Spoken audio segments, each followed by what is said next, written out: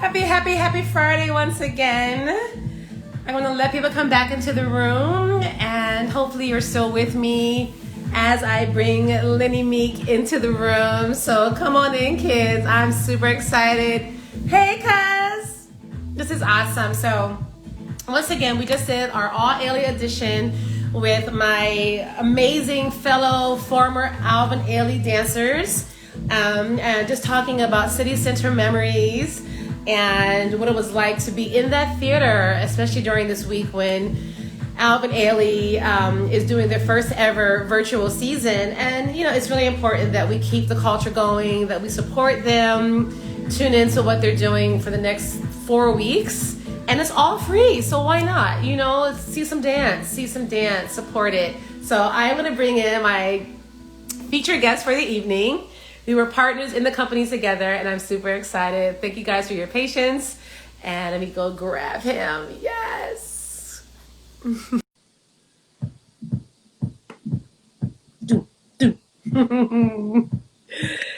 Yes. Hey!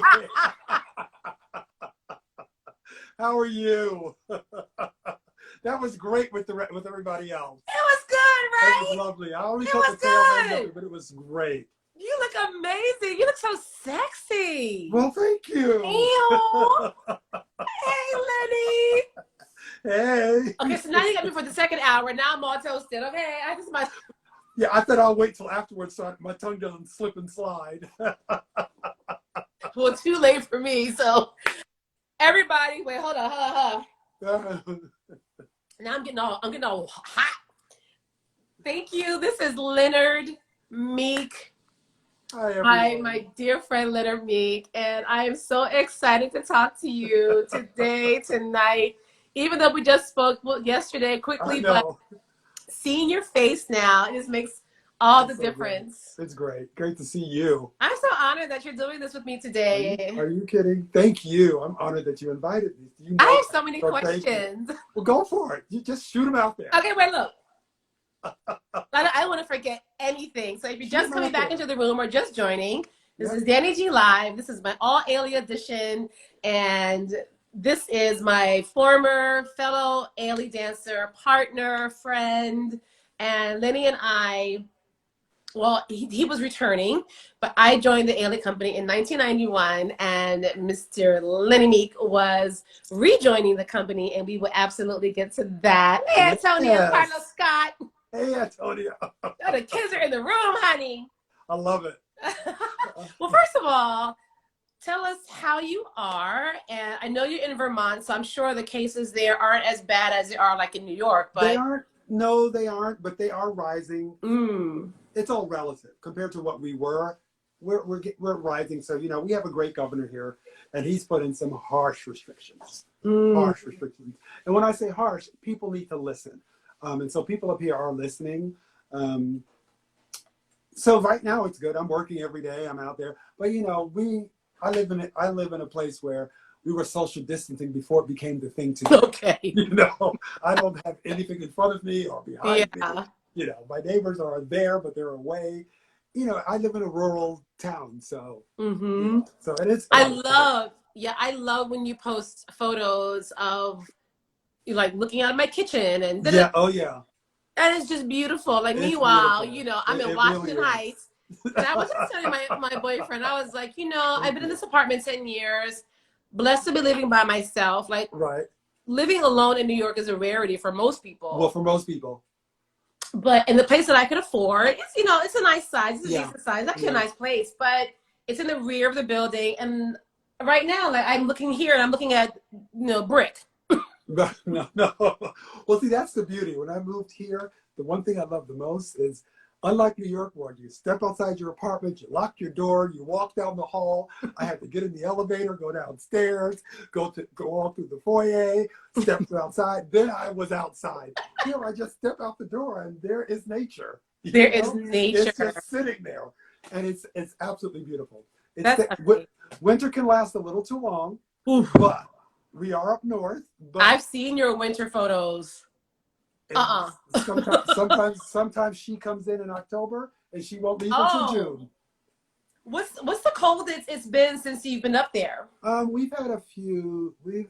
It's been about -10. Oh. Yeah, you know, and when it gets cold, it can be consistently cold. Ooh, So yeah. you know, the highs can stay for the high 20. You know? Yeah. Balmy. Yeah, the high 20. Yeah. You know, and that stays around for about a week or two, and then it dissipates a little bit. Then it becomes the high 40. Okay. Like, ooh, it's nice and warm outside. You know, but you know, it's I love it. I do love it. I do love it. And so after looking through your bio, actually on your website, which because I was in between, I didn't have time to post it on here. I'm so sorry. That's okay. It's easy. It's leonardmeek.com. Just so many questions that I have. I guess I'm sure we may have talked about it in the course of us being on tour together, but just forgetting certain things. Born and raised in Harlem. Yeah. Yeah. And you say this openly on your website, you know, you guys were poor. Oh God, yeah. So well, I'll paint the picture. Here's to give you the picture of how we were. We lived in a 4-room apartment. I didn't say a big 4-room apartment. I said 4 rooms. We had 1 bathroom. There were 7 children. My older sister was in the South, so there were 8, but there were 7 living there with 2 parents in a 4-room apartment. Ooh! That was it. We all slept in 1 room. Wow. Yeah. Wait. We shared beds. It was 2 to a bed. Your parents as well? No, my parents had their own room, but all the kids slept in 1 room. Wow. We were 2 to a bed. Yeah. Oh yeah. Wow. So you got to know your siblings. You really did. Yeah. Y'all were close. Yeah, we were close in every sense of the word. Wow. You know, we weren't kissing cousins, but we were close. Wow. Yeah, you know, and it's just what it was. It's what you're born into, and you learn from it, you grow from it, you live in it, and it got me here. It got you here. I know that's right. You know, all of that informed me. Yes. And I celebrated. I love it. You know. Yes. And I love being a kid from Harlem in the '60s. That was great. You know? Well, I love going back and looking at those old photos, and like, you know, when I went to see the documentary, I Am Not Your Negro, and just all, you know, just so that Harlem in the '60s, the '70s. I mean, just the fashion and the sense of community. The sense of community. Harlem was such a community. You know, when they tell you that the whole block raised every kid, it's true. It's true. Yes.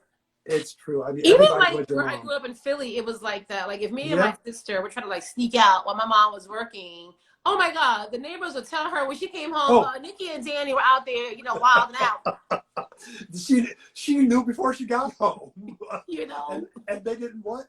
They didn't have cell phones, and she knew on her way. She knew everything. When we were sneaking cigarettes. We couldn't get shit. I know it was, but that was the beauty of it too. You know, because those people cared about you, looked out for you, and vice versa. You know, they nurtured you. You know, they did. They got you going. They kept you on that track. You know, if you decided to listen, they kept you on that track. You know, and it was great. It was so in my note taking, right? Little Lenny from Harlem. I did write down 7 kids, 2 parents, Harlem, and then 6th grade was when all kicked for you. Your teacher, Miss Evans, took you to see The Wiz. The Wiz. Oh my God, because that was my story too. I know. The Wiz was what went. You know what happened before that was the local intermediate school came over, and they did a dance performance. And you know, just sitting in the audience. And that's when you had like assembly every Friday. Yeah. No matter what school you were in, it was assembly every Friday. You know, you got up and sang, lift up your voice and sang, and then it all started, right? Yes. Right. So me and my best friend Kenneth are sitting there joking and laughing, you know, not doing what we're supposed to, which is be quiet. The lights go out, and so we go ooh ah ah ah, and then on the stage, these kids step from the local high school and they start dancing. That was it for me. That moment was it. And I said to myself, that's what I want to do. You just knew.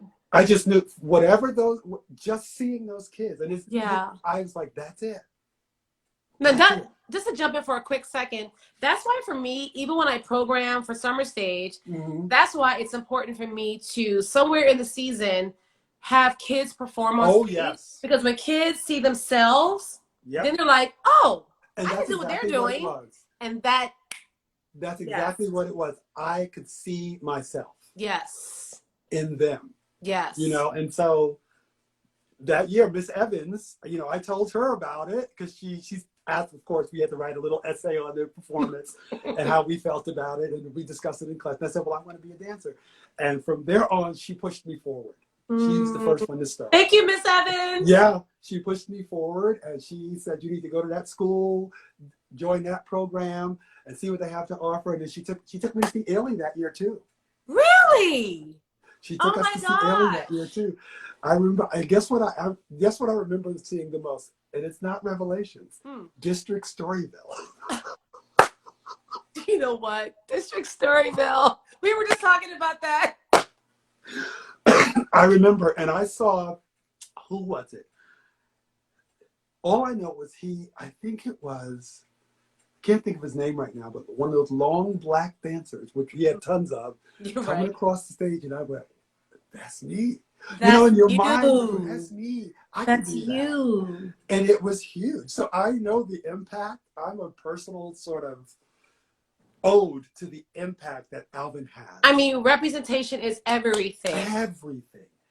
Everything. And you know, and when you're talking about this virtual thing, the beauty of this virtual thing is that for the hundreds of thousands of people, for the 7 continents Ailey's been on, look at where they are now with this virtual thing.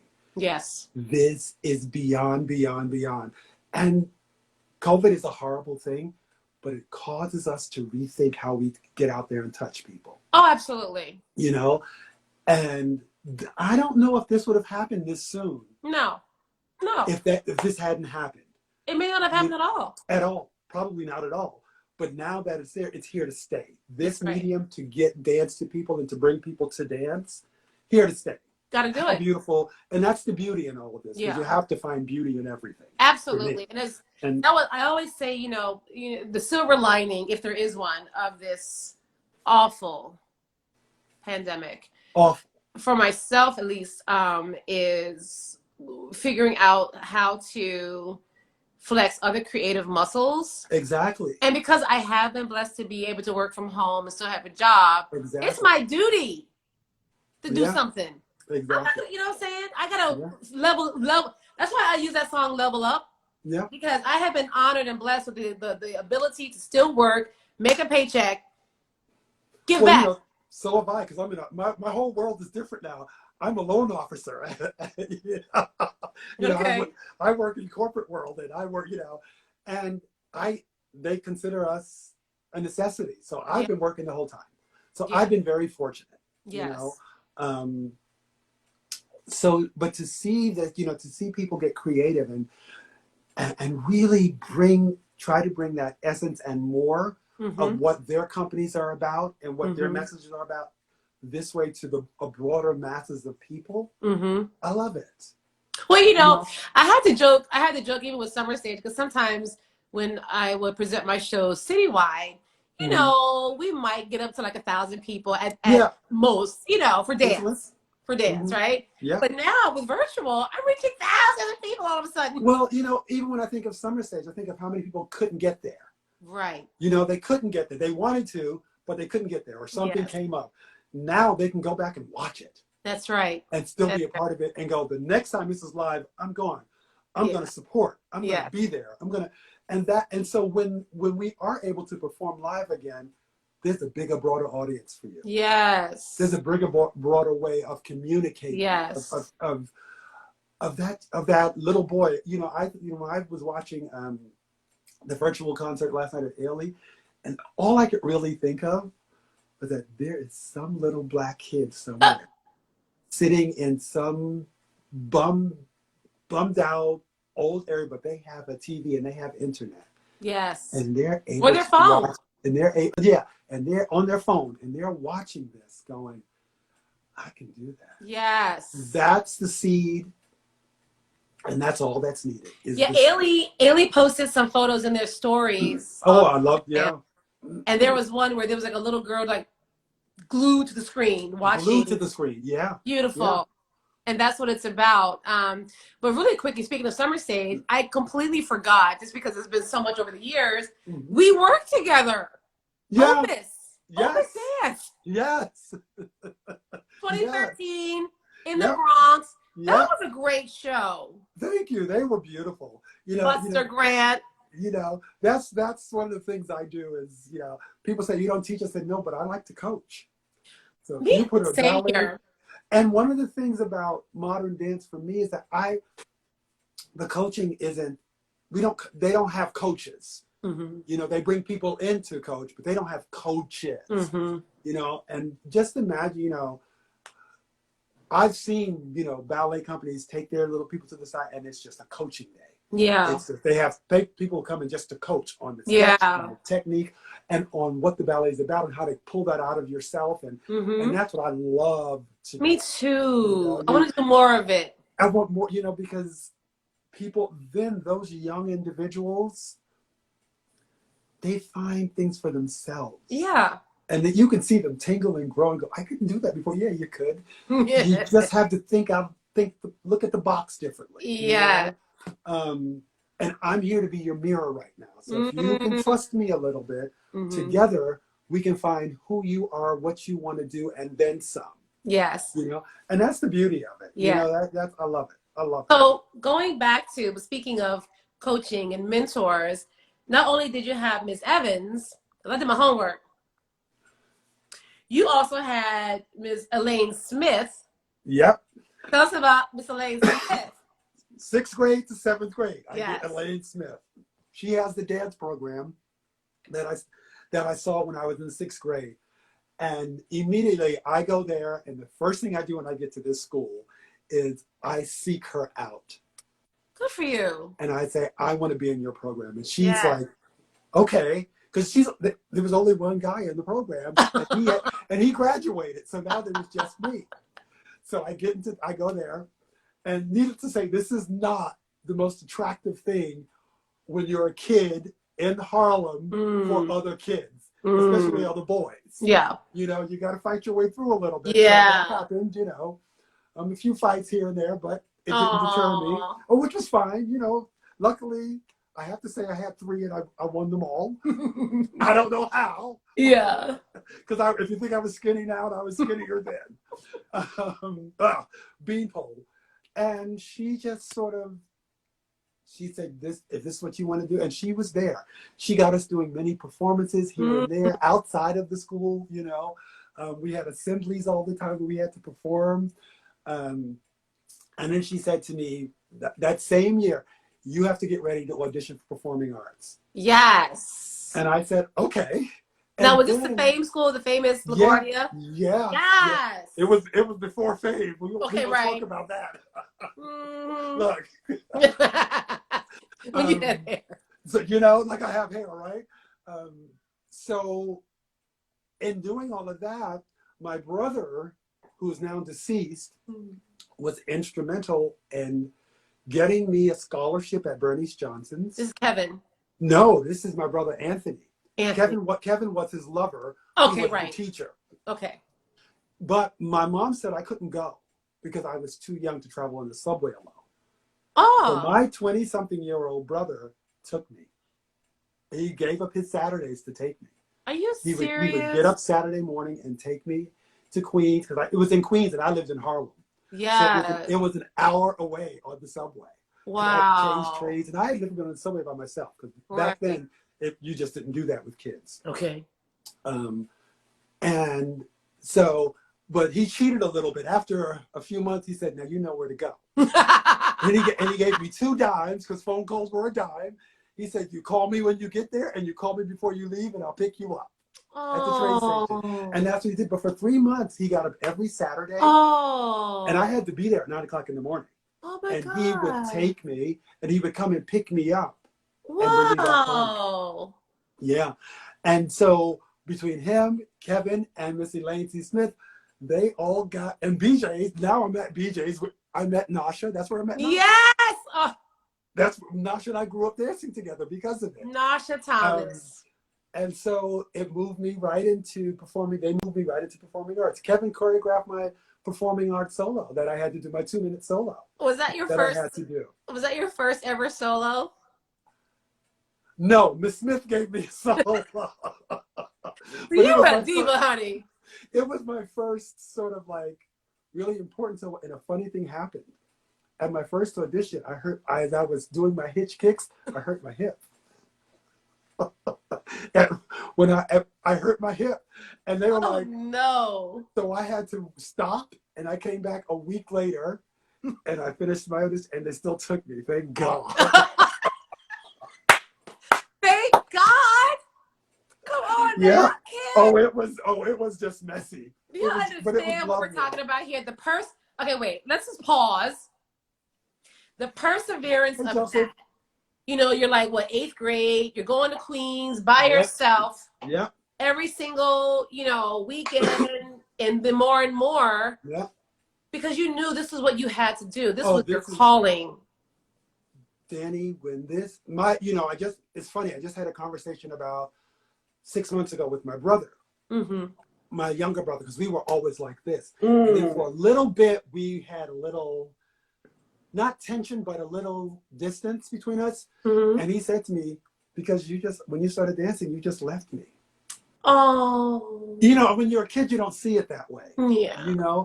This was what I needed to do, what I wanted to do. So, and he said, that's all you could see. That's all you could talk about. That's all you ever did. And I wasn't a part of it. And that's all I didn't feel like I was a part of you anymore. And you were a part of me. And I said, well, sorry for that.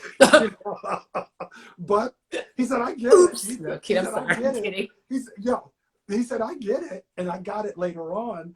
But then, and so we sort of drifted a little bit, but we came back.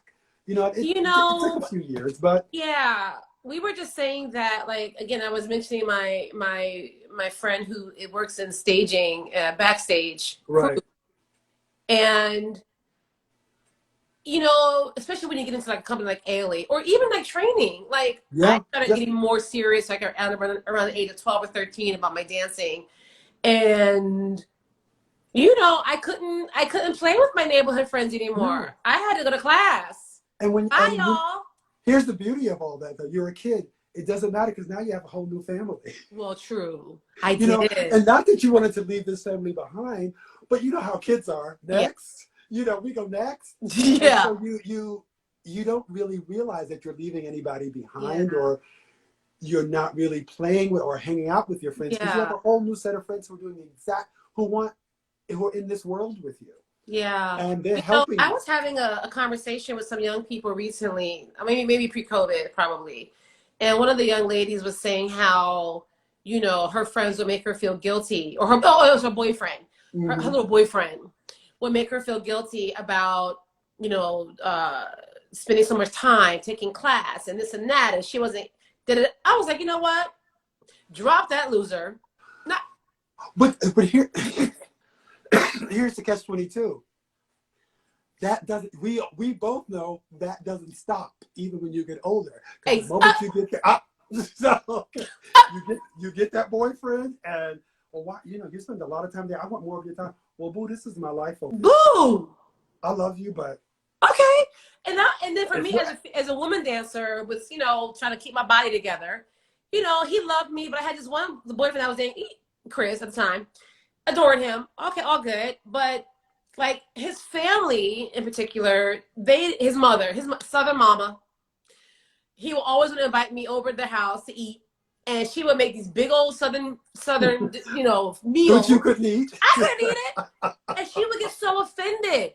And I would be like, Mama Georgia, I can't eat these things. I will go to rehearsal tomorrow all swole up and get ready for the gods. You don't. So there's a certain knowing and understanding. But that kind of thing doesn't stop. And when this is what you really need, not so much that you want, when it's more than a calling to me. Yes. This is just what you need to breathe, to live. Yes, right.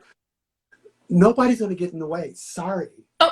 I don't mean to be rude. I don't mean to hurt. You're not, there's no space for you getting in the way. Yeah. There is space for you supporting and me understanding what you need, but you, in that understanding, you have to give that back, because this is what I need for this. That's right. You know, I mean, there's a lot of sacrifice. I mean, there's a lot of sacrifice.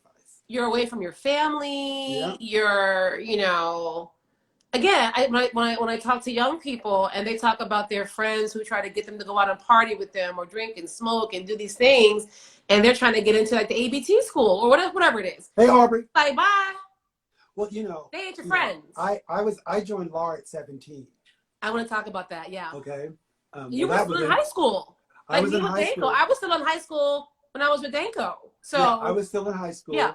And I started rehearsing the end of my last year of the end of my senior year. Mm-hmm. And after my graduation that afternoon, I took my hat, garment off, gave it to my mom and sister, and went to rehearsal. Okay. 3 months there was later, no graduation cake. You're like, yeah, there go. you go. There was, I didn't care about any of that. I was at rehearsal. That's I had right. a professional job. That's right. The next thing I know, I'm at Jacob's Pillow, which I'd never been to. Wow. Performing, which is great. And then 2.5 months later, I'm on tour, and I step off the plane, and I'm in Romania. So this is your first time overseas? It was my first time. Oh my God. This is the first place I put my foot down on any kind of European soil. Wow.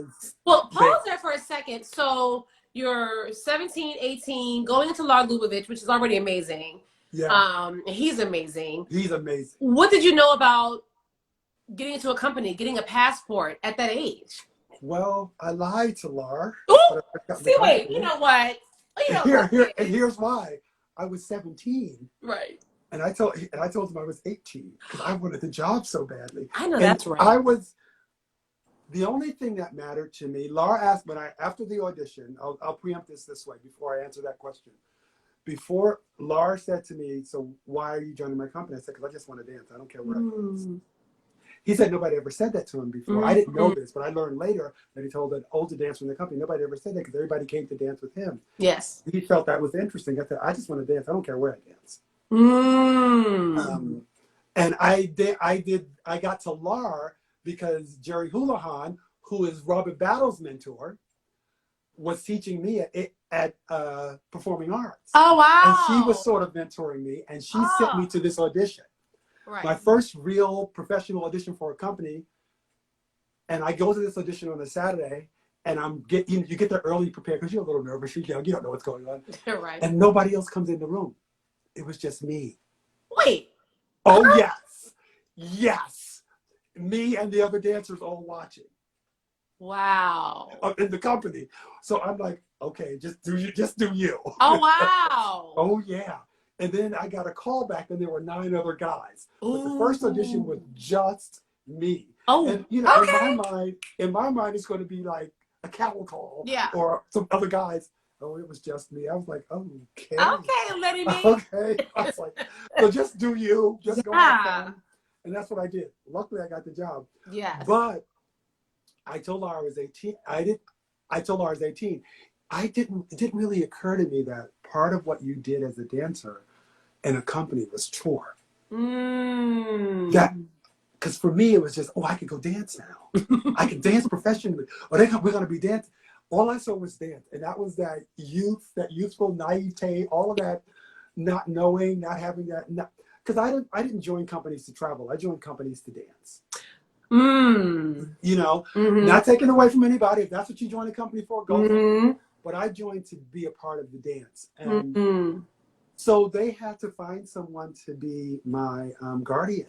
Really? Yeah, because I was 17. Wow. So Ann DeVelder, who was the tour manager, she agreed to be my guardian. Oh, wow. For the first year. Yeah. Because I could, and my father had to go with me to get my passport. Wait, so what did Lars say when he realized you were 17? He didn't say anything. He just kept going. He was like, okay, we got to find a guardian for you. And I was like, amazing. This man he could have kicked me out, but he Lenny. Yeah. Yeah. Yeah. That's incredible. I know. You don't really realize it when it's happening to you.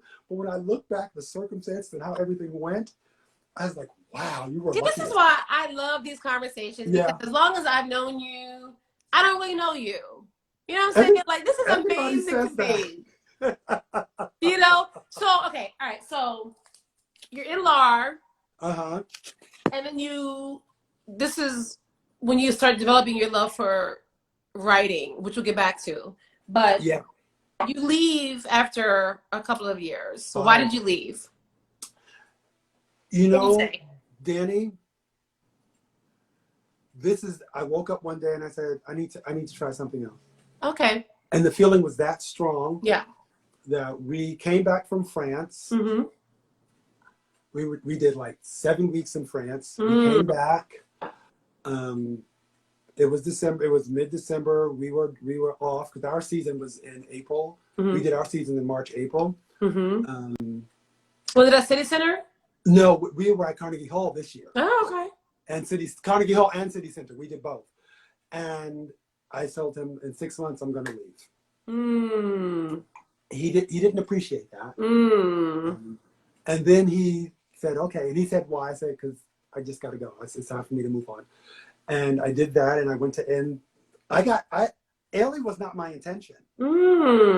I was actually walking. This one, Ailey's at the men's golf. I was crossing the street. That was my next question, but go ahead. And Alvin was coming my way. And Alvin came up to me, and I was kind of in shock that he knew. Oh my God. I mean, of course I knew who he was, but I was sort of like. And he knew you. Yeah, I was kind of, I said, play, you know, you said, so be cool, be cool, be cool. This is Alvin talking to you. And he said, well, he said, I heard you left Lar. Would you be interested in coming to my company? So word had gotten out on the street. Yes, I didn't say anything to people. I was just doing my thing, figuring out where I'm going to go. And he said, well, you have to come to the audition, come to the audition. So I went to the audition and I went to the callback. Next thing I know, I was hired. There I was. Was it just you that got in at that point? Who did I get in with? No, Derek Whiters. Derek Whiters. And Desiree. No way! From the second company. They came. You got in the same year as Ms. Vlad. That's right. That's right. I can't believe it. Desiree and I really became friends because we were standing at the board for putting people together for tour, and neither one of us had a roommate. Everybody else was taken. We looked at each other and we said, I guess it's us.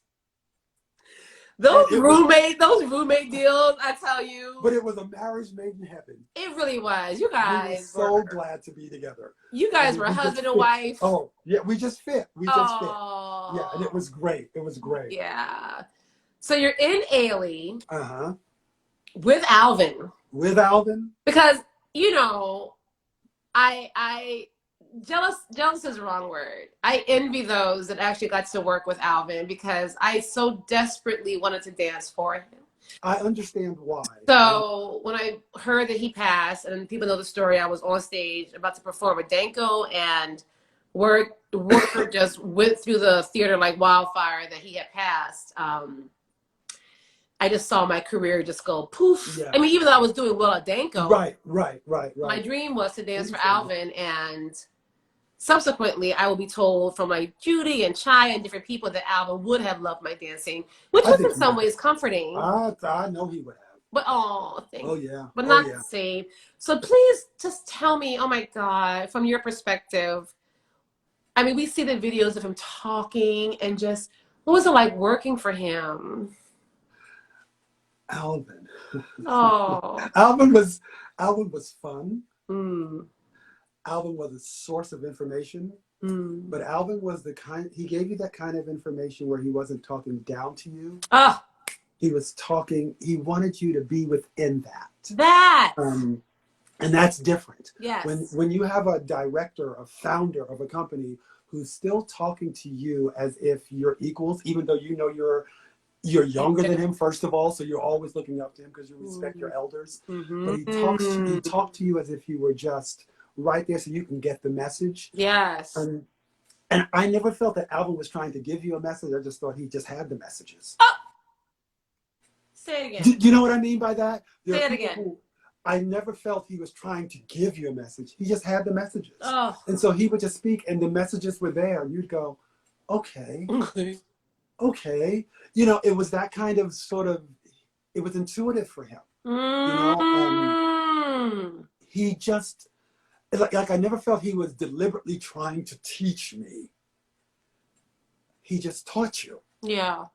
You know, not just by example, but Mm-hmm. also the words that came out of his mouth. You just kind of went, wow. Yeah. Okay. And you know, when people who speak that way don't really practice speaking that way, don't know they're speaking that way. The words just hit you that way, Mm-hmm. and you go, got it. Like I'll never forget. You know, I had the flat top, Grace Jones, right? Now, mind you, they hired me this way. Yeah.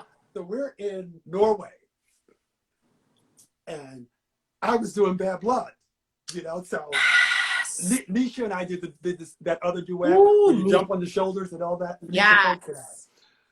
So I do Revelations, and I come on stage and I'm sitting down because, you know, I'm exhausted. I'm like, how? Because, you know, Leonard. Leonard. Oh. I love your dancing, but you know that hair. Oh no! It only works for Bad Blood. I said, Alvin, you hired me this way. I mean, come on. He said, yes, but it only works for Bad Blood. You couldn't be mad, right? You know, and I was bowing after the bow. I just had to laugh. Wow. Because you know what? He was right. Yes. But this was the era for the haircut. So I kept it for a little while longer. And then about 6 months later, I woke up one morning and said, you know what? This hair is too much damn work. I'm cutting it off. And I've been bald ever since. Oh, wow. That's when you went bald. That's when I went bald. I cut it off and I've been bald ever since. Interesting. Yeah. Yeah. So who was in the company just at that time? Obviously Gary and Mary. Carl Bailey, Gary Deloach. Carl Bailey, right. Ralph Glenmore. Oh. Deborah Chase, because you know I love me some Deborah Chase. Listen. Deborah Manning. Adrian Armstrong. Yes. Ruthlyn Solomon. Renee, of course. Of course. Sarita hadn't come back yet. Sarita had left. She was with Elisa? Yeah. Elisa Monte. Who else was there? Danny Clark. Kevin Brown. Philly. Murray Griffith. Ooh. Yes. Phoenicia Folks. Sherelle Mesh. Chris Huggins. Christopher Huggins. Rodney Nugent. I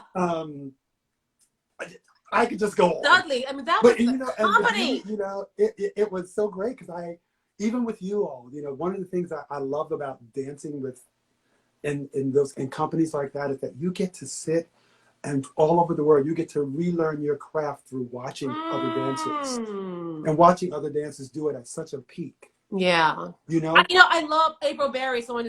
I love what both Lydia and Corinne said. Like, even for me, my first year, even though I was thrown, you know, stuff, it was about that first summer of rehearsals, first of all. It was like, sit your ass in the corner and learn. Learn something. And learn. Even being on tour that first tour. Yeah. And like Sarita, Nasha, Renee, they gathered me up. Yeah, you learn. You sit. I mean, I told this story a while ago, one of my other lives, where I didn't know nothing about putting on fake eyelashes. my little bun was all crooked. Like, it was the first time I ever had gotten hair pieces and lashes and eyelash glue, foot tape, all that stuff. All of it. And Renee, for me, Renee was instrumental in helping me lengthen. You know, she grabbed me up. She was like, we gotta lengthen the muscles out because you gripping over here. I mean, that to me is what is a company. Oh yeah. Yeah, people took care of each other. Yeah. You know, people, and you know, somebody would latch onto you and go, girl, you're beautiful, but you got to fix this. Okay. You know, or boy, you need to do this. Yeah. Try this. That's not working for you. You know, and that's what I love. You know, that's for me, that's why I love being in companies. Yeah. You know, in touring, repertory companies So let in me ask dance you and in this. theater. So then you're there for a few years, Uh-huh. and then you needed to go for why? I'm going to put this as diplomatically and as nicely as I can. Okay. There was an individual that was there that was high up and that was closely involved with the dancers. Mm. And I'll just say she. Mm. She liked to stranglehold dancers Mm. Until she had them under her control. Mm. And not just as far as their dancing and as far as their emotional thing. And she and I were like, we were further apart than oil and vinegar at the time. Okay. And I was like, you know what? I don't have to be here. I can dance anywhere. Mm. So and you know what? This is funny. I resigned when we were learning, what's that piece by Donald Byrd in the blue costume? Shards. Shards. Woo! And I was slated to do one of the leads in that. And one morning I came and I said, and she was pissed that I was doing this. She was pissed that I had the duet in Bad Blood with Nisha. And she wouldn't even rehearse us. What? She kicked us out of rehearsal. She would rehearse everybody else and said, you two don't need rehearsal, and kicked us out. What? And I said to her, every professional wants to be rehearsed. That's why we get better.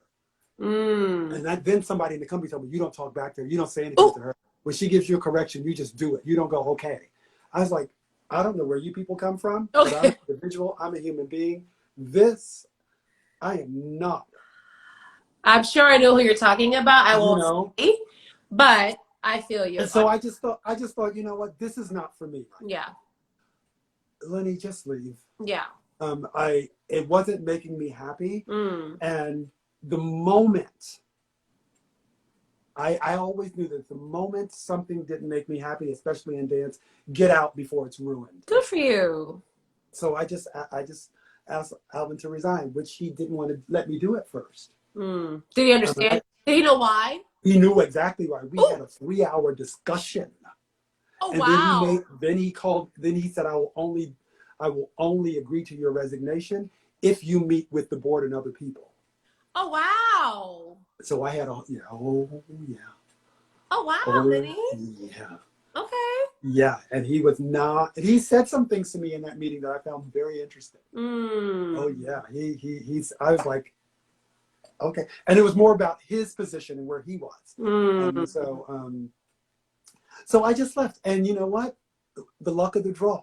When I left Ailey, I left Lar on a Friday. I started working with Ailey on a Monday. Shut up. I left Ailey. The next Monday, I was back at Lar. Oh my God. Oh my God. I am not kidding. Just like that? I just got lucky. Lara was looking for a guy, and he said, Leonard, come work for me again. Come on back. Okay. Well, and I just went back. So, okay. Well, see, I love this. Ooh, are y'all listening to this? We are talking to Leonard freaking Meek. Okay, we are getting it, kids. Yeah. So when you left, though, did you stay in touch with Alvin? I stayed in touch with the company. Okay. But Alvin passed away not too long after I left. Oh. I knew he was sick. And so what year was that? That was, I left in 88 and 89. By 89, Alvin passed away. Right. I left at the late summer of 88 and 89. A year later, Alvin, he was sick and Judy was coming in to assist, and then he passed away, unfortunately, in 89. And Judy, and even, Judy, like when I was going back to the company, there was an incident. I almost didn't get back to the company with you guys. Really? Because the audition was happening, but I was working with Elisa Monte. And I had to either have a job dancing or take a risk and miss my rehearsals and go to this audition. Well, I made an agreement with Elisa. I was at the audition. And I got a call saying from Judy's assistant, we thought you were going to be at the audition so we could at least see you. Ooh. You need to come to the callback. Ooh. And so both Michael Thomas and I only went to the callback. I see that story. I do know, but Michael Thomas especially. Yeah, we only went to the callback. And I'm sure. Wait. So I'm sure kids who were also in the callback were like, "What the hell? Where these bitches come from?" Look, where are these bitches coming from? Okay. And we just went in and danced, and next thing you know, we had the job. Because, you know, for me, even though I was an alien before, there's no guarantee Right. that I'm getting this job. Yeah. So I was not saying I'm guaranteed to get this job. Yeah. And the first meeting I had with Judy to get the job, she said, well, you know, I can't promise you anything. I said, Judy, I just want to dance. Oh. I said, all I want to do is I'm happy. I was happy to be a part of Ailey and just to say I did the water and wade in the water. Yeah. I could care less. I mean, you know, right. And I never let myself forget that. That there was a time when you were like, I just want to be a part of this. Yeah. I don't care if all I ever do is just say I was a dancer that did that water. I know, that's right. See, that's the grace. To me, that's the brilliance. That's right. I mean, I remember, I swear to God, when I auditioned that last time, and, you know, I learned so much about humility and grace from my mother. And I was, you know, it was me and this other girl that were down to the last two, and Judy was going to call us the next day. Mm-hmm. And I remember I called my mom, collect, because, you know. Collect. There were no cell phones. I didn't learn about phone cards until I got to Ailey. Remember phone cards? Okay, little number on the back of the car. You called the long distance. We old kids. Shut up. Oh, yes. But I remember calling my mom, and the beautiful thing she said to me was, I was like, Mom, I made it down to the last two. I don't know. And she was like, well, Danny, that's just as good as getting in. Yeah. And then she said to me, I remember getting in and just feeling like, I don't care if I am just up in the back in the yellow section with my fan, the last girl in the corner. I don't care. I'm here. Yeah, exactly. I mean, that's how we were taught at BJ's. Just because you're in the corner, you're on stage, doesn't mean nobody's watching. You know what? You know, somebody's got their eye on you. Somebody's looking at you. You appeal to somebody out there. That's right. You know, somebody's like, who? Oh no, and they'll tell if you screw up. Just when you're in the corner and you're screwing up, somebody tells you you didn't do good. Or you were back in the corner. They noticed. So just like they notice, they're going to notice if you do well. That is so true. You know, you're on stage. Yes, come on. Give it. Give it all. Give it. It's your moment. Yeah. Give it. And it doesn't matter. It never mattered to me.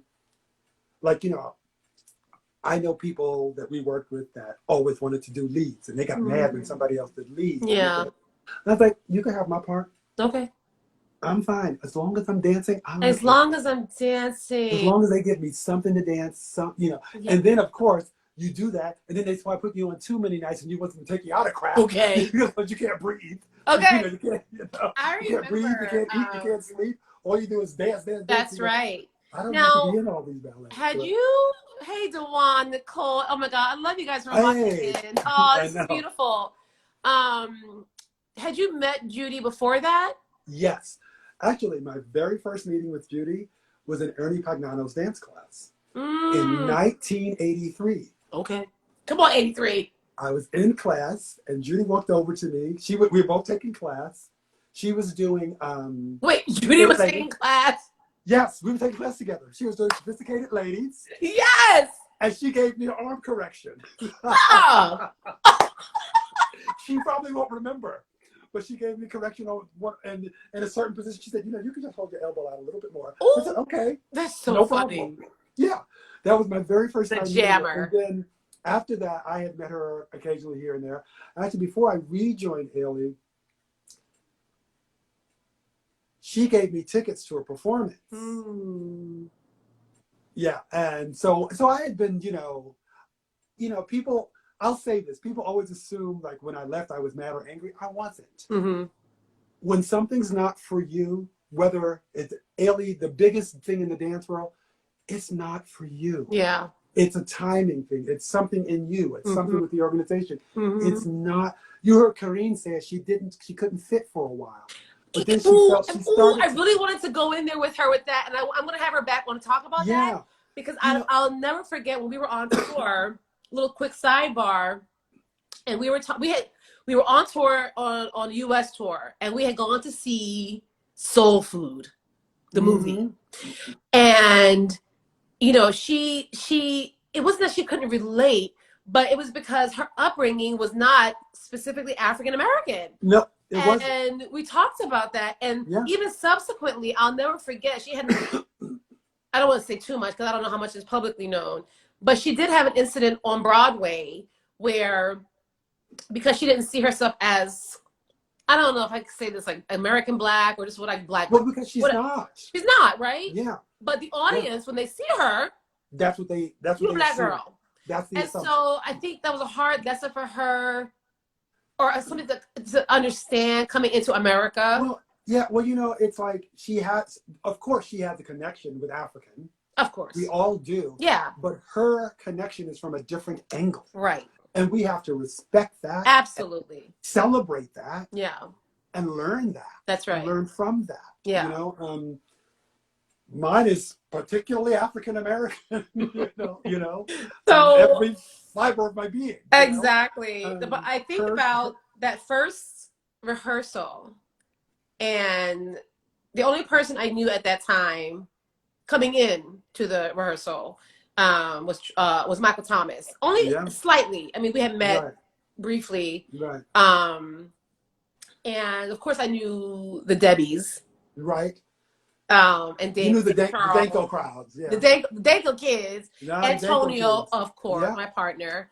And there was a special stress about being the only woman hired that year, which was very, But you know, I hold that honor and that privilege. It's wonderful. And so we had that special sort of bond because we were that year, and even though we were returning, I just remember feeling like I had a sense from you that it was still fresh for you. And what I remember of you is like, so my year coming in, 91, you were returning, Leonard Meek. And I remember going into the rehearsal, we were like, kind of like, we had just done class. They had taken class with Cecilia Moreno down the hall, and we come in, and Judy comes in, and I'm walking into the studio, and there's Sarita, and there's Dudley, and there's Marilyn, and Gary, and I'm just looking around the room like, oh shit. And Judy sits us all down, and she's like, okay, I'm going to introduce, our newest members. And when she got to you, she was like, and coming back. Leonard Meek, and everybody's like, whoa. And then she introduced our Philly girl. Danielle. Someone calls me, but Danielle G. And it just felt so like, okay, I'm here. You're here. And I just remember us like on the road together and just having fun, carrying laughing. Listen, the road for me was performing and having fun, and performing was fun, but that was the job and that was the art, but after that, let it rip. Let it rip. Because you have to have an outlet. You have to. We laughed so much. No, wait. But here's the thing, though. I remember you specifically. I was doing Night Creature, and you were all. Why was it whenever something went wrong, you were right there? That's what Linda says. Linda Denise, she says, I can't sit with him. No! Whenever something goes wrong, he is right there. And you're right there. And he just laughs. So wait, kids, I was on stage, Liddy's in the wing, I'm doing Night Creature, and I was in the core, and I'm doing you see, you laughing already because and I'm doing the Petit Allegro with my sketchy turnout and feet. And at some point, one of my heels hit the other heel, and now my ballet slipper is coming off my foot, and it is hanging off my left foot. And I am trying beyond God's try to hold on to that slipper so it doesn't come off the foot. So to make that happen, kids, my foot was crunched up. I can see it. Trying to hold on to that slipper so it didn't come off my foot. Here's the thing. One of the things I love about performing live is when things do go wrong. I like the beauty is what do people do to recover? Right. And there are some people who, like you, I'm going to keep going, crunch foot and all. And I'm just going to dance. So I came into the wing, and Lenny is crying, hollering on the floor. I'm like, shut up, It was Lenny. a thing of beauty. It was a thing of beauty, though. I was like, she's going to keep twirling, and she's gonna hold on to that slipper. Oh my God. So can we just talk about, yeah. I love stuff like that. I mean, oh, me too. I used to love when people used to go, I was a culprit. And occasionally I would slide across the floor. Remember New York Export Opus Jazz? We did that little scene. Ask Kareem. She's next to me. Next thing she know, we're going across the I'm on my back. God. I'm on my stomach sliding. She looked at me like, what the hell are you doing down there? Oh my God. You know? It just, to me, it just adds another dimension. Oh yeah. Where you have to go, okay. Yeah. I just bust my butt. Okay. Now I got to pull something else out of that. Absolutely. So I don't know what made me bust my butt, but I'm gonna pull something else out of my hat so people can forget. Yeah, you got to dance so many amazing roles in the company. Really you really did. Wade in the Water, we talked about the other day. I Want to Be Ready. I did every what was the piece by Lar in the company that we did? North Star and Fandango. Oh, and the McCooey was your partner. Liz. You and Fandango. They brought that back last year. I thought they did a really great job. I saw two casts. They did a really great job with that. But Masakela, I mean, Lenny. I just got, Escargot. Oh my God, Escargot. I was blessed. I was honored to be chosen every time. Yeah. Like I told you the other day, a lot of times I was chosen as like second or third cast. And then all of a sudden I found myself always dancing with the first cast. Yes. Which was fine for me because, like I said, I didn't really care. As long as I was cast to dance, I knew I would get on stage and be able to perform. And that was the ultimate goal for me, was to perform. And you were always so giving with your partners. Like you were always fully invested. Well, here's the thing. One of the things, somebody asked me once, what was it about partnering that made you that you loved? I said, the mere fact that another person and a female would abandon everything and let you take care of them because you are the guardian now. I was the guardian. Could you imagine if you had fallen or dropped and got really hurt? When I have you up here, I'm the guardian of your artistry, of your life, of your body. So I got to care. You got to care. And I always said, if you look good up there, then I know I look good down here. As long as I made you look good up there, because people are really looking at you, then they're just saying, oh, he's strong, but they're looking at you. Yeah. That's how I always felt. So dance. And so I thought, from now on, the moment you touch a woman on stage, and that's who mostly I partnered with, the moment you pick her up, you're an extension of her. She's not an extension of you. Yeah. For me, it was a different sort of take, I think, than most guys. And I loved it. I mean, I got lucky. Look at my partners. Okay. That was a beautiful part of the conversation I had a few weeks ago with Antonio, another brilliant, caring partner. You're right. It's not just about being strong, because it's not. It's about getting it together. So I just want to do my little thing and bring in some photos. That was a photo shoot. That actually wasn't from any piece specifically. But this picture for me, I need to get this printed. I love this photo. I love this photo. I love this photograph. I love the fact that I got to dance with you. I know. That I got to touch you as a dancer. Because part of the fun about dancing sometimes when you're partnering is touching another individual. Because it can be such a dancing. It's dancing you do in solitude, really. Yeah. You dance with people, but you're always doing this. Mm-hmm.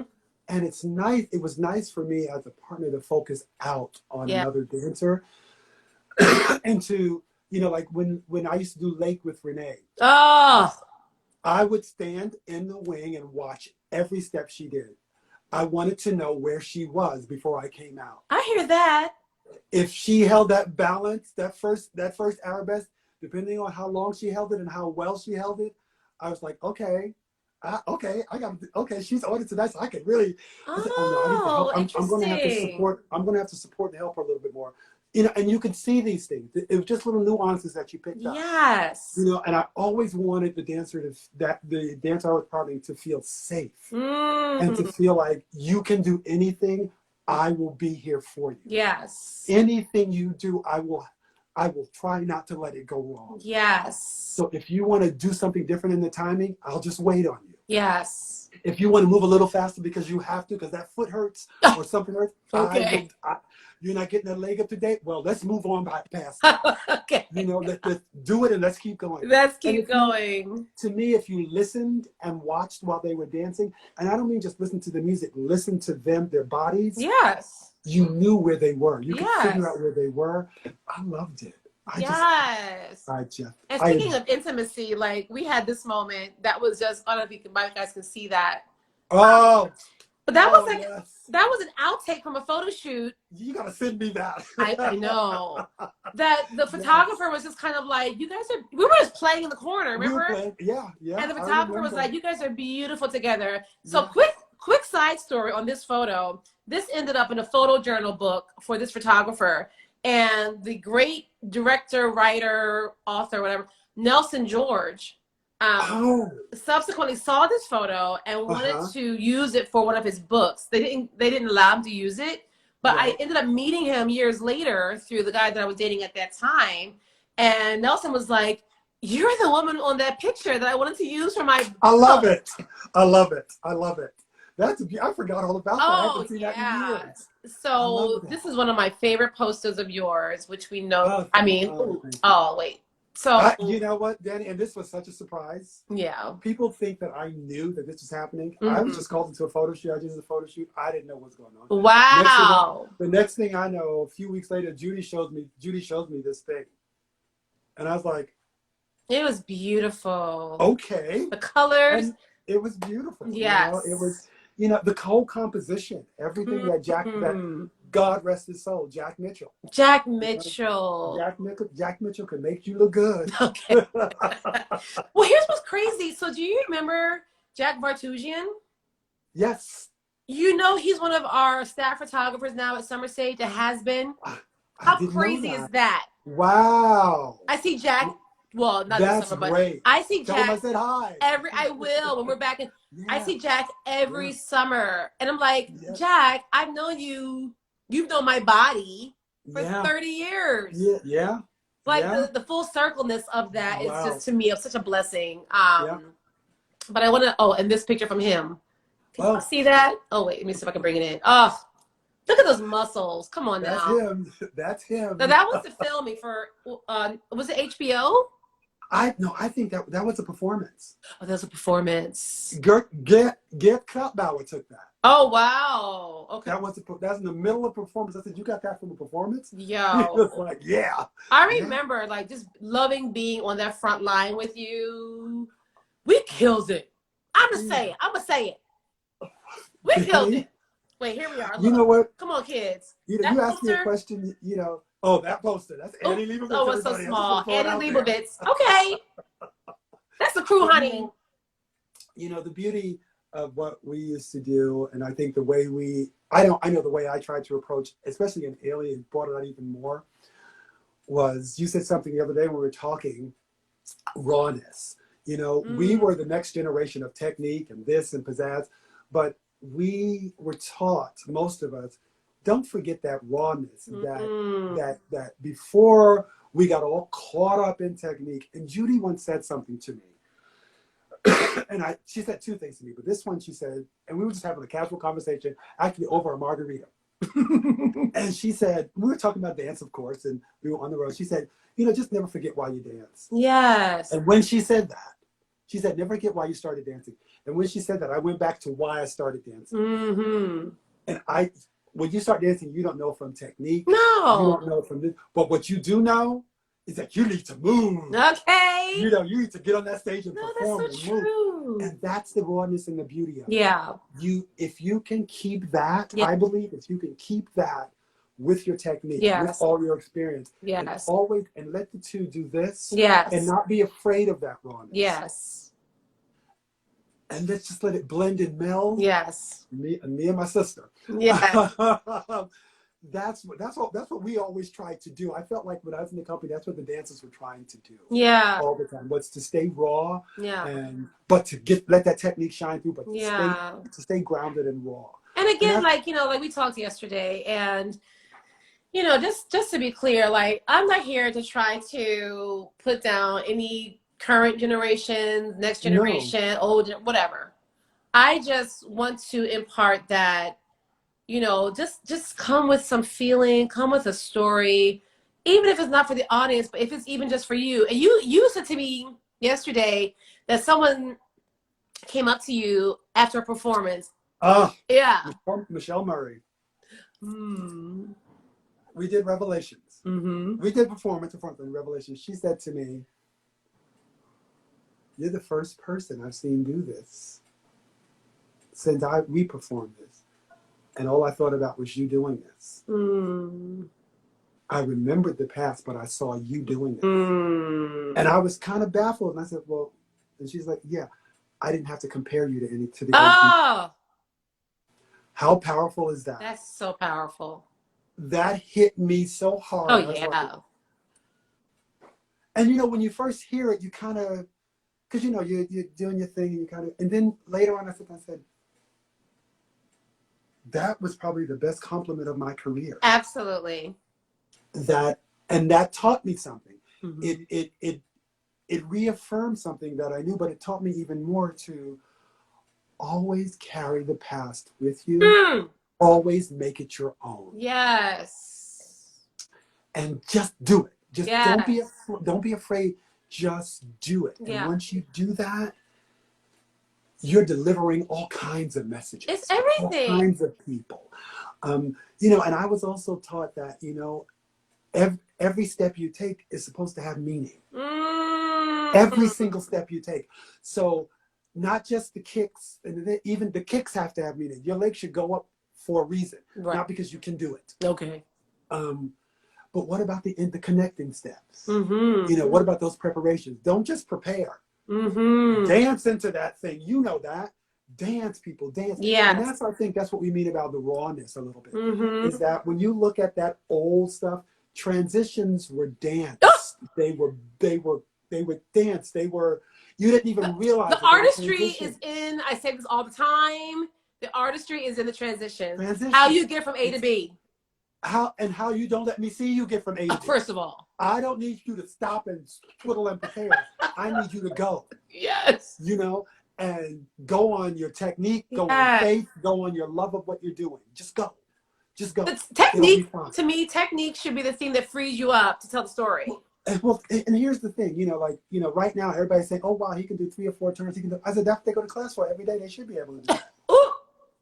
I don't mean to be rude, but now my question to you is, what you saying with those 3 turns? What are you saying? How do you make me feel? Yeah. And you know, like, my husband often, he goes to performances and he goes, "How come I feel like I'm watching this performance? I'm not a part of it." Oh. And he's never danced a day in his life.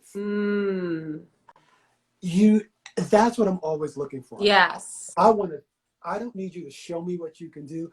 I need to feel it. Yes. You know, speaking of best compliments you could have gotten, I remember doing Revelations in Philly, my hometown, and afterwards this little old black lady came up to me and she saw me, she recognized me. I mean, I'm sure I still had some makeup on, but she said to me, "You reminded me of me up there." Now this is like an 80-something-year-old woman, but giving it the realness of the yellow, and she specifically was talking about the yellow section. Yeah. And I felt like I was right up there with you. I was going to church, and that's what you want. That's what you want. I never wanted you to say to be this way. Yeah. Like there's a screen in front of me. My hope was always that when you saw me perform, you were up there with me. Yeah. You were sort of helping me along, but you were still watching. Okay. You know, I wanted you to be up there with me. Yes. I didn't want you to be back here watching. You know, to me, if you were back there watching, I wasn't doing the job. I wasn't doing my craft. I wasn't really doing what I needed to do. And that's the beauty of Alvin Ailey, because it is Alvin Ailey Dance, American Dance Theater. So there's space for acting. There's space for, I mean, let's be clear. There are some ballets, like say for instance, Chroma. right?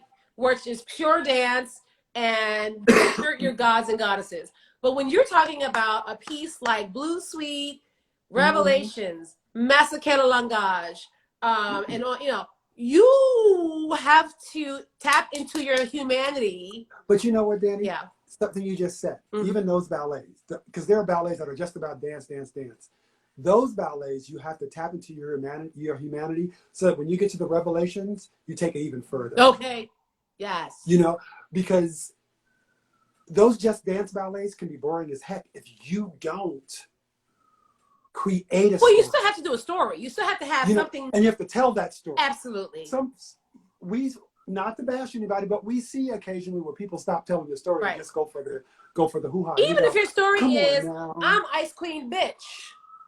Even if your story is, I'm dancing. Okay. Do a whole narration. Say something. I'm dancing. You know. So one of my other favorite moments was us in, I don't know if you can see everybody, but Jukebox for Alvin. And there we are. Yo, that was the quintet. You can't see everybody because my head's in the way. But that was the cast, honey. Desmond, Renee, we had Michael fun. Thomas, Sarita. What? Come on, kids. Desmond, Renee, myself, you. It was like, that was fun. That was fun. Come on, Desmond. Wait, where's the other one? And here we are in Butte. You're back there. I'm over there. I know. I mean, I just have these photos. I don't have any of these. But wait, just what can we? So I definitely want to, because I know we've gone past the hour, but it's okay. Yes. I'm loving this. But I am writing now. I'll throw it out there. Well, that's what I want to get to. I want to talk about, your dancing and I watched one of it's so small. There you are. So you left. When did you leave the company the second time? Because I was already gone, right? 1997. Right. Yeah. Yeah. And you were already writing and working on your books, right? Yes. I love to write. I've always, writing was something I kept to myself, and I just did it. I have it. My husband just brought me the book. Yes, thank you, husband. Oh, come on, sweet gum. And I started writing.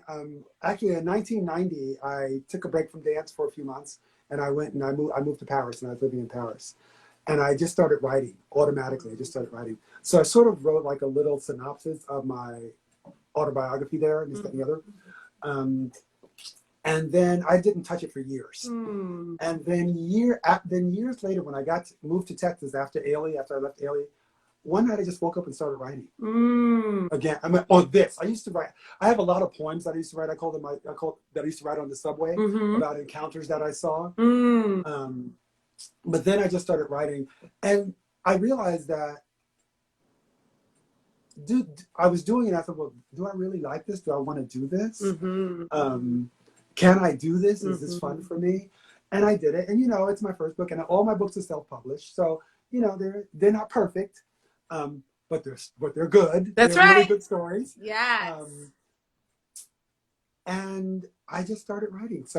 And I just kept going. I self-published that, Little Lenny from Harlem. Oh, wait, that's this one. I'm sorry, I put up the wrong one. That's that one. So that's Little Lenny from Harlem, Dancing Into Me. I love that title.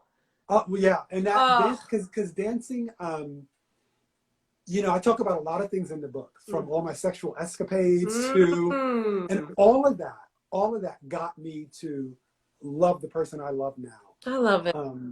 We've been together 23 years. Oh, come on, really? Yeah. 23 years. 23 years. Can I get 23 months? Can I get? Actually, I am in something for like 3 years now, so I'm good. Yeah, but when you're dancing and you're single, I'm single. I can do the hell I want. I'm not in a relationship. Yeah, so I have relationships. Yeah, and people were a little taken aback that I would be so open about that. I said, but that informed me. Yes, that taught me a lot about me. Yes. Just as the other stuff in my book about my parents separating, and how that was, and this, that, and the other, and me dancing, and me having to learn how to be my own person, and this, that, and the other. all of that informed me. Yes. So that's what that, and from that book, I found I really, more so than just writing little stories, I liked writing novels. So I started writing several novels, and I'm working on my third novel. Good. But my second novel, this novel I'm working on now, I completed the outline for it, which was about 100 pages before I did Sweet Gum. But then I started writing Sweet Gum, and Sweet Gum just propelled itself so easily. Yes. And I love the topic. So tell us about that. Tell us about, actually, wait, really quickly. I found this photo. I was going through. That's my home. Okay, that's my window. Okay, kids. This is what Lenny looks at. It's real, people. It's real. Okay. That's from my I'm window. so mad. Yeah, that's from my kitchen window. So this is his current novel that just came out, Sweet Gum. Well, actually, Sweet Gum, one night I was sleeping, and a lot of things come to me when I'm sleeping. I don't know why. And the idea of a gay love story, and an interracial gay love story during slavery was what I wanted to look at and explore. And so that's what I wrote about.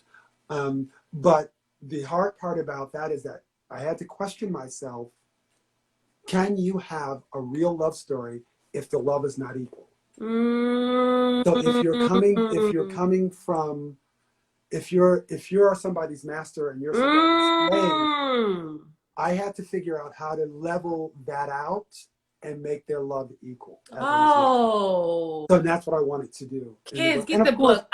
After we sign off, I am getting both books because I gotta. And it was fun, and people seem to really, really enjoy Sweet Gum. Oh my goodness, that's deep. That's deep. We have to have a part 2 just to talk about that premise alone. Yeah. Wow. So yeah, and so I wrote it, and I said, you know what? I can't believe I did it. It's done. Bravo, Lenny. And I'm working on another one. So if you're just watching or tuning in or have been watching, you can find both his books on his website, LeonardMeek.com, which I will. I just pulled Little Lenny from Harlem because I'm going to go in and do a second edition and do some re-editing on it. Oh, okay. But Sweet Gum is available at Amazon.com. Yes. And you can get there through my website. That's right. Or you can just go directly there. You know what I thought was interesting as I was doing because I want to be thorough when I do these interviews and be, because we're who we are, right? We want to be thorough and coming at this all half-assed. Oh, thank you, Joy Dance. Who's that? So I was watching one of your readings. And I love the fact, you said I didn't have a coming out story. I love that because as long as I've been alive, I've always felt like with, gay, straight, whatever, why do I have to come out? I just am. And I connected with that. Oh, I'm sorry, Marley's. Yes. Hey, Marley's here, B. Yeah. Love you. Yeah. I just connected with that so strongly and explain that to me in your words. Here's the thing. Let me start by saying, if you need to come out, do what you need to do. Yeah, of course. But for me, the only question I have to worry about with my person is my questions. So, we grow up and especially me, being raised in the 60s and 70s, I grew up in male, female. There was not like it is now where everybody's, okay to mix and match, and there was no sexual fluidity. So being a little boy, at least not openly, being a little boy who knew he liked boys, also was interested to say, well, I like girls too. What's that about? I'm supposed to like girls. So, okay. I dabbed a minute or two. Didn't work. It was nice. It was fun. I did fall in love in high school with a girl. I did have that relationship. Still didn't work. Why didn't it work? Because my true self. But I never felt, I can't explain it. I always felt, to me, with all the coming out stories, people were crying. And I always felt like they were apologizing for being who they were. Ooh! I don't have it in me to apologize to be who I am. Thank you. It is not my problem. Amen. You don't accept me. Yes. That's your issue. Because I love Lenny. Yeah. All his faults, all his good Yes. faults, all of it. I love Lenny. Yes. And I'm okay with that. And so Yes. coming out, like I never sat my mother down and said I'm gay and this, that, and the other. My mother finally decided to ask me one day, and I said, only if you want to know the answer. And I kept going, you know. But I never sat down with friends or cousins or, this is who I am. This is who you are. I always felt I should be able to bring my boyfriend home and you should be okay with it. Okay. Just like Good you're for okay with my brother bringing his girlfriend home. You're right. But And as so we that's know, that's what I did. That's not the normal. It's not. I realize, you know, you don't, if it's you don't realize it's not the normal until you step back and look at it. Yeah. And I realize that there are people who do have to come out. Yeah. But that's not to say that people didn't try to make me feel bad about being gay. It's just that I still didn't feel the need to come out. Right. Because this is who I am. I appreciate that so much. I mean, even for me, I don't I mean, I don't know. I'm sorry, I'm fumbling now because I'm straight. I mean, I'm in a straight, a heterosexual partnership, right? But I love women. I've never been in a relationship with women. Right. A woman. I've never kind of wanted to be in a relationship with a woman, but I love women. Yeah. I think the female form, the woman, it's so beautiful. And I agree with you. But apparently it doesn't work for me in certain areas. You know what I mean? Like you know, I never forget. Okay. Remember when we used to dance scissors, paper, stone? And there was that duet with me and Corinne. Oh! Sorry, I was loud. I used to highly sexual, live for that duet. It was beautiful. To be able to just touch a woman in that way on stage. I love that. I love that. I love my women friends. I love women. Period. Yeah. Just period. And I just wish people. I always wanted more people to be able to say, "This is who I am." Yes. That's it. You don't have. I don't have to explain anything else. That's right. You know, it's like, you know, people always say that, you know, like, you know, I was talking to somebody once and I said no, and they didn't understand. And I said, what don't you understand about the word no? It's a complete sentence. What don't you understand? Yeah. I feel that way when I say, this is who I am. Yeah. What don't you understand? Yeah. Then it's your problem. No. So tell me, bye, Marlies. Thank you for being here. We love you. I'm just gonna pull this last photo and That's my husband. I know. Actually, we're in Germany. Yes. So for this last bit of this moment, just tell us how you met. Like what? We actually, he's German. Mm-hmm. He's from Leipzig, East Germany. Mm-hmm. We actually met in New York City. Okay. Yeah. When Christopher Street was Christopher Street. Okay. Right. Right. Back in the day. Back in the day when Christopher Street was Christopher Street. Mm-hmm. And we have been together since the day we met. Oh my gosh. We moved in together 2 weeks after we met. No. Yeah. Are you serious? I'm dead serious. You know, when you know. Like even now, like some of my women friends, and they're always like, I'm gonna wait for him to call me. I'm gonna you know what? Call him, her. Yeah. What do you think? And he had people telling him it's too soon. It's too soon. I said, well, that's your call. And here you are, 23 years later. 23 years later. Okay. And you know, the only thing I said to him was that, and he said it scared him. I said, just so you know, when I'm with somebody, I don't work to be with somebody. Either we're together or we're not. Mm-hmm. Because as we move along this path, we're going to have to work together to make sure we're okay. Yes. So I'm not fighting and fussing to be with you. That's not going to happen. Yeah. It just has to click. Yeah. And he said for a minute that it scared him because he always heard that you have to work to be in love and be in a relationship. But no, you don't. Yeah. You either are or you aren't. Mm. That's how I feel. Mm. And if you are, you just go with it. You love it. You enjoy it. And together you work to build that life. Yeah. Obstacles are going to come at the two of you together. That's what the two of you. And that's mutual humanity, respect. Like even with my partner now, John, I said to him Because I was so used to the drama, and let's Oh, be real, that immaturity, when you're addicted to the drama, you're addicted to it. and it's so Yeah. stupid. And I said to him, like 2 years ago, whatever, but at that point, I said to him, you know, we really haven't had an argument. And, you know, he Not, was like, ain't nobody got time for that. yeah, 23 years and we haven't had an argument. That's not to say we don't disagree. Right. And we don't Of talk course. about it. And we don't have strong feelings about things. Yes. But we don't argue. And you know, Michael Thomas, love myself some Michael Thomas. Yes. Once said to me, how do you do it? I said, well, the simplest I can put it is that we stay in each other's lane. We stay in our own lanes, but we hold each other's hands. Yeah. Ooh. Say it again. We stay in our own lanes, but we hold each other's hands the whole way through. I love that. That's the simplest way I could put it. I love that.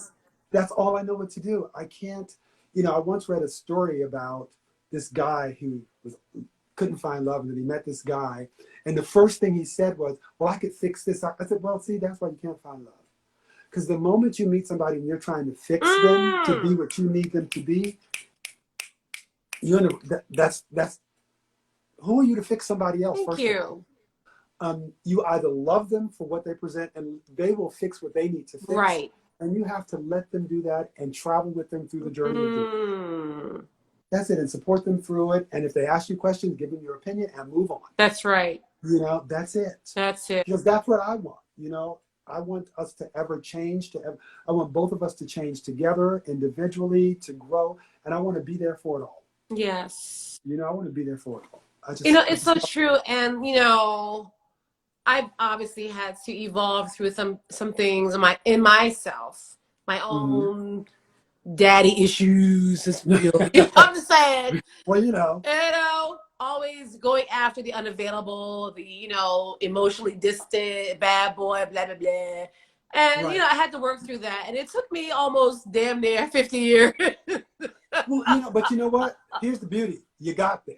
Exactly. And that's the beauty. As long as you get there before you die, okay. You got there.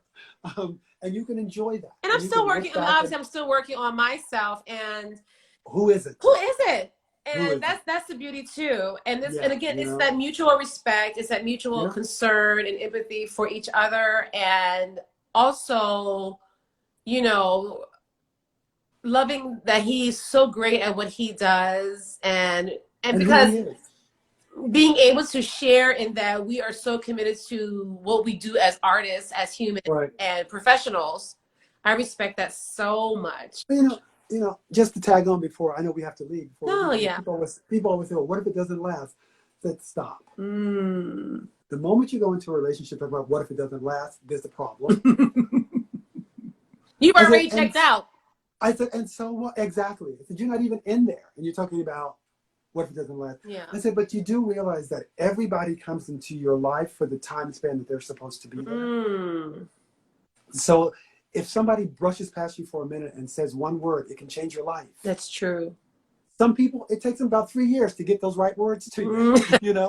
And that's how many people have come into your life and walked off and you haven't seen them again. That's right. But you remember something about them because they left something for you. That's right. That's almost everybody that touched you. When you think about it, whether it be something negative that you shouldn't do ever again or something positive or in between.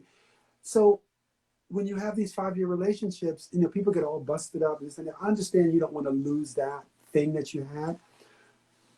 But what did you have that taught you so much? Oh, absolutely. Oh, bye, Antonio. You know? Love you and Deanna. You know? But even I think for myself, you know, I was always conscious of the choices that I was making. So, I mean, it's hard for me to stay angry and be bitter because what was my role that I played in that? Well, not only that, staying angry and bitter takes a lot of effort. Okay. I can't be old and bitter, but you have to be honest what role you played in that situation and why that's my you accepted. Just so you know, she Babylon is my sister. Well, she Babylon. I don't know how she says it, but I think she says Sheba or something like that. Okay. But just accepting your role in the situation, then I think that can lend itself to your healing out of it. Oh, it does. And then progressing to the next thing that could be right or better or whatever. Well, just knowing that that it always takes two, good, bad, or indifferent. Ooh, exactly. So when crap goes wrong, you have a little bit of part in it. Yeah. You have to look at that, and sometimes you have more of a part than you want to acknowledge. Okay. But you have to eventually get there and say, Yeah. you know, yeah, I screwed that up, move it on. You know. Exactly. And that's okay. It is. Okay. It really is. You know? And so, it really is okay. aside from obviously buying your books, which I hope you guys go and buy Leonard Meek's books, LeonardMeek.com. Go buy my book. That's right. How else can we support you in this journey of your life at this time? Go to my website. You know, every once in a while, click on my website. My website is new. It just went up about not quite 6 months ago. So it's going to be updated. My books will be updated on there. I will update photos like this one if Danny ever sends it to me. I'm going to get a print. Send me your address. I want to put this on my website, our discussion. Once you post it, if you don't mind, I want to put that on the website. Things like that. I just say staying in touch is the best way. I'm not asking you to follow me and follow me and follow me every single day, but occasionally, check in. Yeah. Because that's what I do. I am not the hoarder of social media, but I do check in regularly, and I follow people. People don't know that I'm following them. I watch almost everything you do. I just kind of hang in the background. I go to your webpage and I go to your Instagram page and I read everything. Yes. I do the same with Dewana. She was shocked. I said, Dewana, I watch everything. Dewana. I said, I know what your school is. I have watched you since you started. We love her. We need, I forget who said it earlier. I think, was it Lydia? I would love to do, if we can make it happen, a Zoom with our just crew. Get together and just talk and cackle. Because I did one, honestly, a few weeks ago, maybe more than that, but with my my Philadelphia crew, and it was just, honestly, I couldn't hear anything anybody was saying because we were all talking at once. Of course, like you were in the same room screaming at each other. But it was great. Right? It was great. The one thing I want to leave everybody with, please, from my side, is that this is the beauty of being a dancer. Not just we perform and we as Judy once told me, and I always used it, spirit sharing. Share that spirit. I was one of those dancers that nobody knows this. Every time I performed, I looked up and I said, Carl Bailey. All those guys who left before us that I worked with, I named them before I went on stage. My brother. And then I would go out there and I say, I'm in your hands, and I would just go out there. Oh, Lenny, that's beautiful. I never knew that. Nobody ever, I just kept it to myself. It's because unfortunately, it's because Gary DeLoach got sick and had to leave London that I got to do Wade for the first time. Which piece? Wade. Oh, right. They said, Leonard, you're doing Wade. I didn't know it. Desiree took me into some place and taught me the whole damn thing. And that night I had one run through and I went on stage with Marilyn Banks. Well, 1992. Yeah, I remember. Yeah, I didn't know. I don't know if you remember that. Gary had no, Miss Banks, honey. And she and we just went and rehearsed once, and next time I was on that night. I was on ever since. That's it. But what I want to leave people with is this is the other side of the dance world. That's right. It creates a whole new family. It does. It creates a whole new love. And these people support you. They correct you when you're wrong. They let you know if you're doing good. They say, you can do a little better. But they're there. Yeah. And when you come back together, you don't see each other sometimes for years. When you come back together, it's more than just picking up from where you left off. It's like we never really left off. We just pick up at the new spot. So all that stuff in between was happening for a reason. That's the beauty of what we did. Yeah. That's the beauty of working in a company like Ailey. Yeah. That's the beauty. That you, without knowing it, you had family for life. For life. For life. Yes. And that, once you stop dancing, believe me, you're gonna love it. It brings so much joy to you. So take that with you if you take nothing else. Oh, Lenny Meek, so, I love you. This was amazing. I love you, my dear. I hope you guys enjoyed this.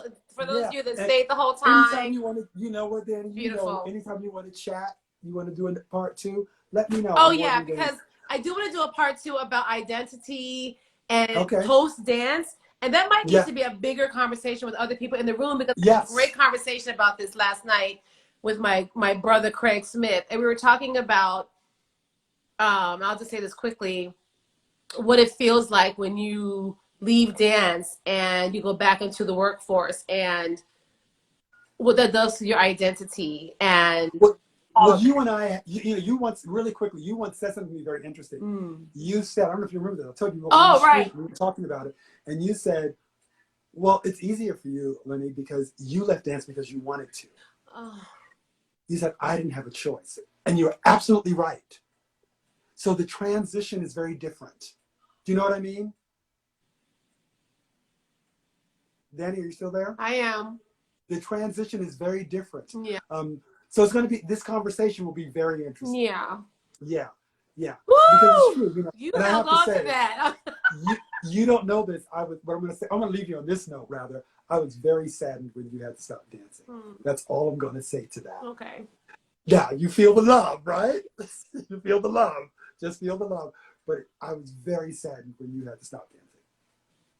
I was looking forward to so much more. Oh, me too. I know you were, but as a person, as a fellow dancer who used to love to watch you and learn from you and you on stage and how you moved and why you moved, and I was like, oh, this really hurts, but that's okay. That's okay. Because here we are. Yeah, because here we are, and here you Lenny. are. Look at what you're doing, right? So, Yes. So good. So let's say goodbye. Let's say goodbye before I go off the clamps again. I believe these all the clamps. I know. I love you, man. Love you so much. So proud of you. So proud of us. I'm so proud of us. So proud of you, Miss Sugar Bush. Yeah. We would definitely do a great. Thank you. Have a great weekend to you. Oh, he's there. Krautbauer Photography. Was that the guy you were talking about before? Yes. Oh, amazing. Yes. Hey there. Yes. Yeah. Oh my God. Okay, baby. I love you. He's still taking photos of the company. Love you. Part 2 very soon. Part 2. Yes. Bye, you guys. Thank you all for Bye. tuning in. This has been. Thank you. Yes. Thank you so much, Danny. Oh, Thank you you. too. Send me those photos. I will. Oh my God. What a night. What a night. This has been amazing. I'm going to upload this to YouTube as soon as I can. I'm so filled up. That was the amazing Leonard Meek. And thank you guys for hanging in there. And what can I say? Have a great weekend. Stay safe. Wear your mask wherever you are. Keep your people safe. I love you guys. And I'll see you next week. This has been amazing. Okay. Good night.